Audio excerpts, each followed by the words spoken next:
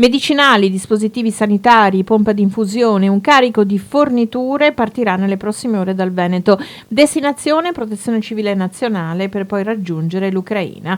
Una risposta alla richiesta che arriva direttamente dall'Unione Europea. Aiuti per chi è bloccato nel paese sotto assedio, ma anche un piano sanitario per chi sta arrivando nel nostro paese. Tamponi e offerta di vaccino anti-Covid sono gli elementi più immediati per i cittadini profughi che arrivano da uno stato in cui il tasso di immunizzazione è relativamente basso. L'US 3 Serenissima ha redatto un vademecum in ucraino per rendere più facile l'accesso alle cure. Quindi come sistema sanitario noi dobbiamo fare in modo che queste persone vengano inquadrate da un punto di vista sanitario e in primo luogo, visto che oggi l'emergenza è il Covid, cerchiamo di capire come è il rapporto di salute di queste persone con il Covid, quindi tampone ed eventualmente vaccinazioni.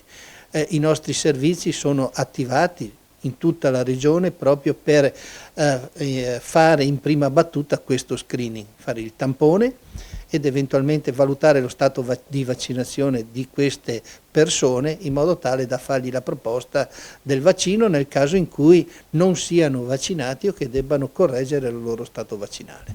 Al di là di Covid, state pensando eventualmente anche ad organizzare, ovviamente a livello regionale, un servizio di assistenza per eventuali profughi che abbiano patologie, penso anche persone ferite?